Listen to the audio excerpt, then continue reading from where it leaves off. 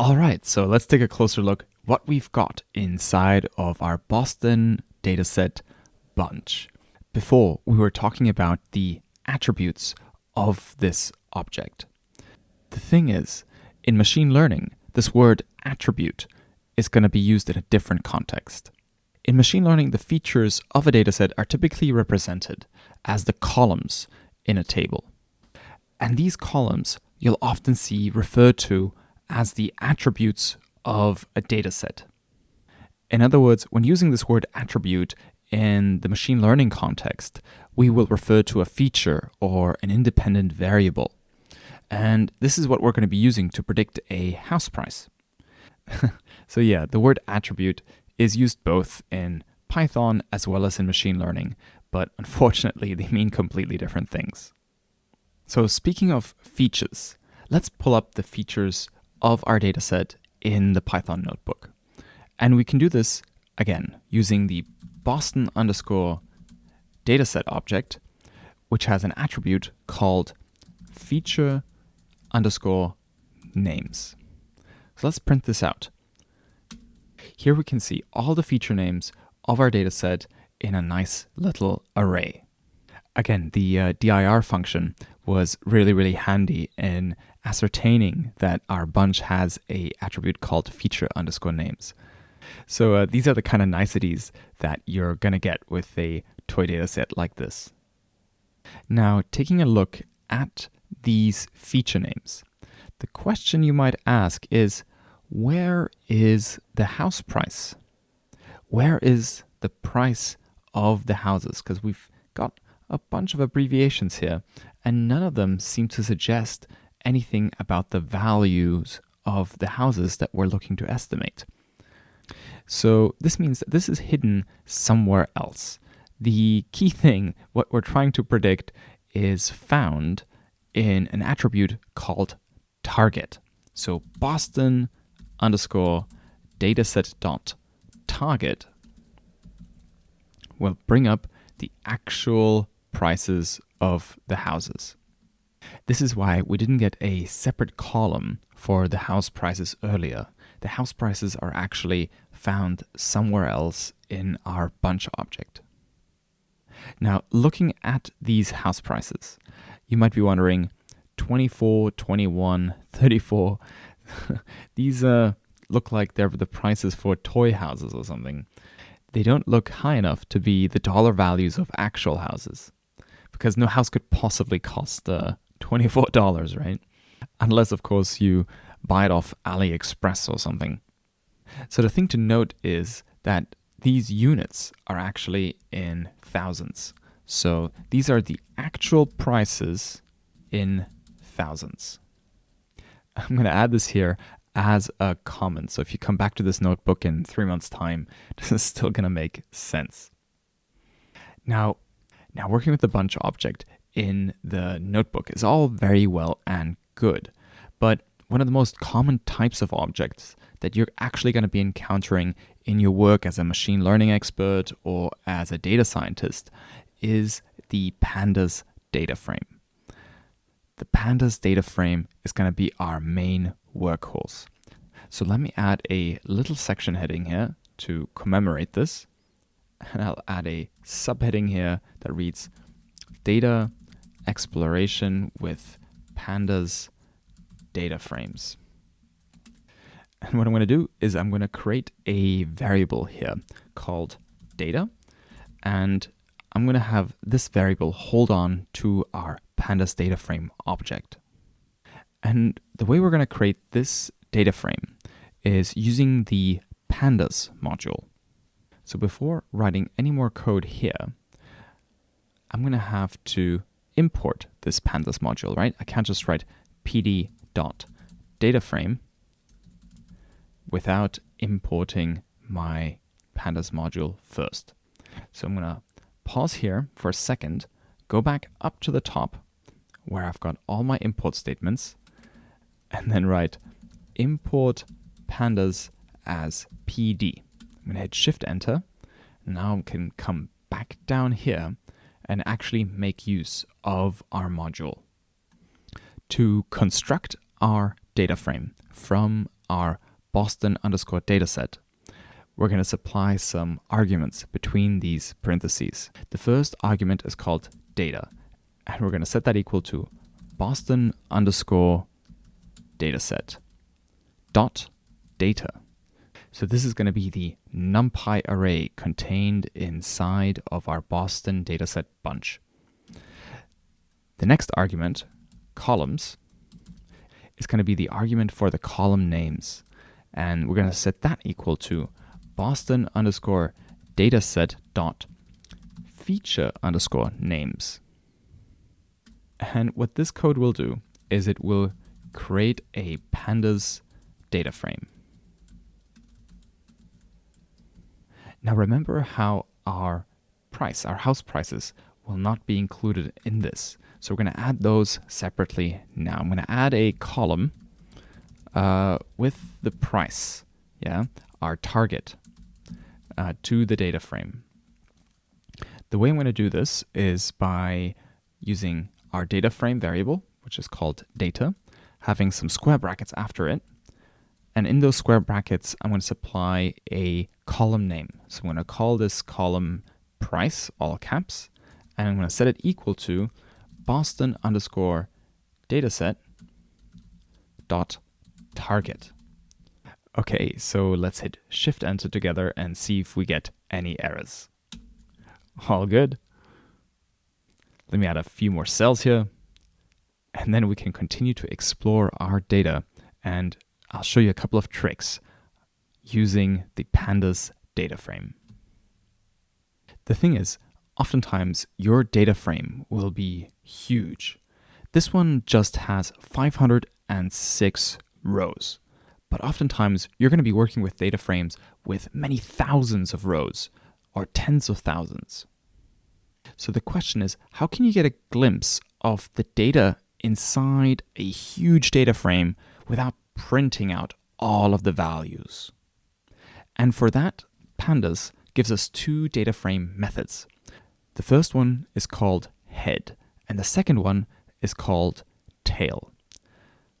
Let me show you how you'd use them.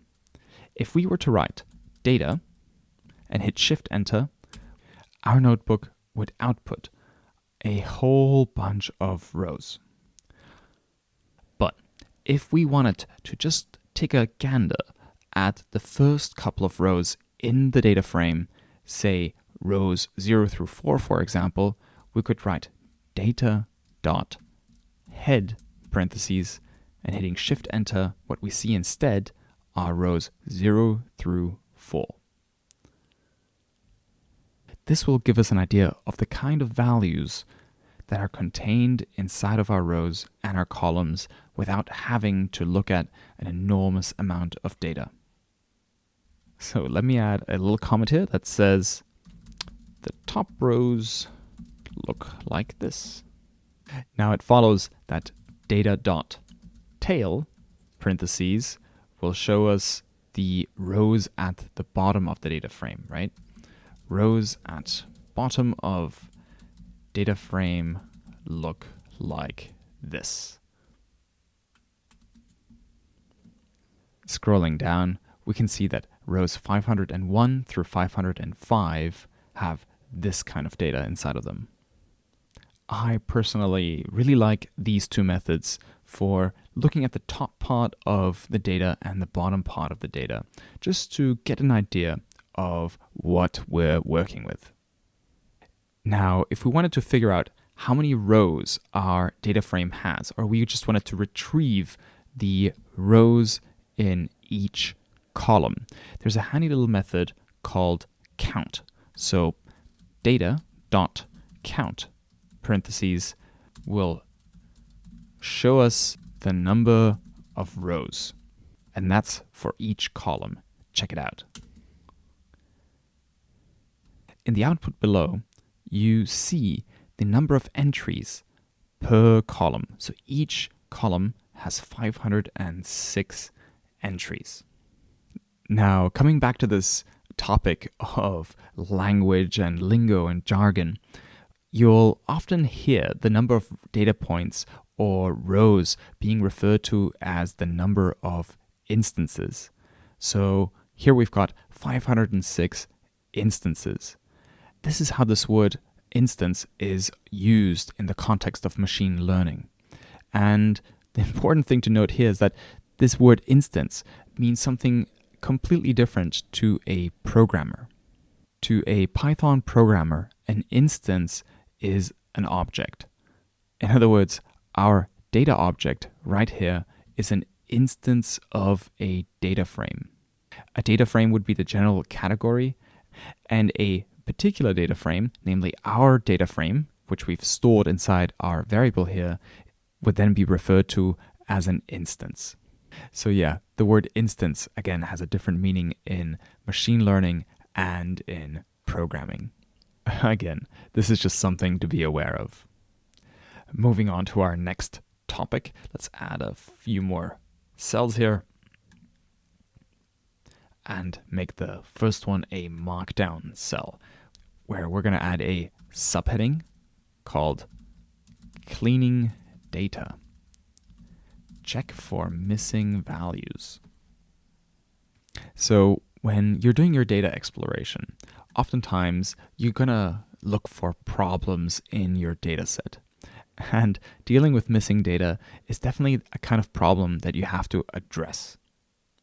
Because I guarantee you that your machine learning algorithm is going to get really confused and give you really terrible answers if you haven't addressed this ahead of time and are feeding clean data to your algorithm. So you might remember how we've addressed the missing values when we were analyzing our movie revenues. The problem that we're confronted with at the moment is, how do we find the missing values and how do we find them quickly? Pandas actually has a function called isNull. And this function will return to us a table if any of the values were missing. Now let me show you how you'd use it. Since this function comes from the pandas module, we're going to have to access it through pd.isNull. And as an argument, we're going to have to pass in the data that we want the function to check. So we've stored all of this inside our data frame, and hitting Shift-Enter on this will now return to us a whole table where each entry is either false, meaning no missing values, or true, which means missing values. And you can see this is a huge table, right? Jupyter Notebook is not even showing us the entire table here. So the question is, how would we know if there are any missing values in this entire table of 506 entries? And the answer is, we can chain another method call onto this one. So we've got our table back, and it's a table of true and false entries.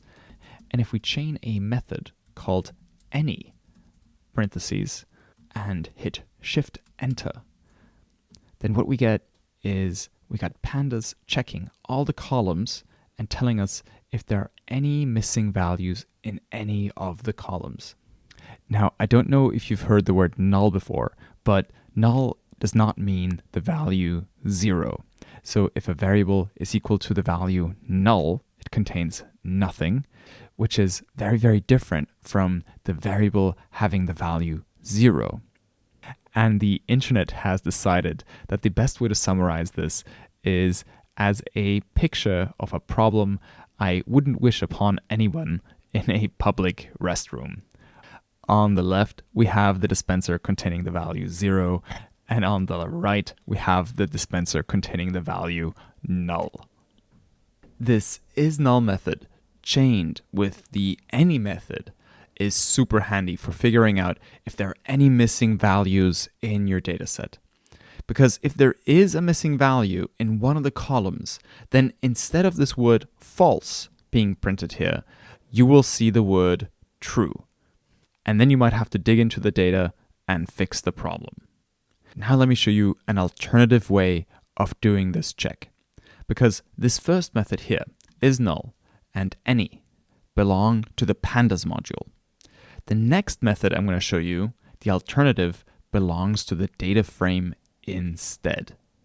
Typing data.info, so using our data object and then calling the info method on it, will show us not only if there are any null values, but it'll also show us a whole bunch of other information, including the number of entries or rows, the number of columns, the names of the columns, if any of the columns have a null value, and also the type of object that each column contains.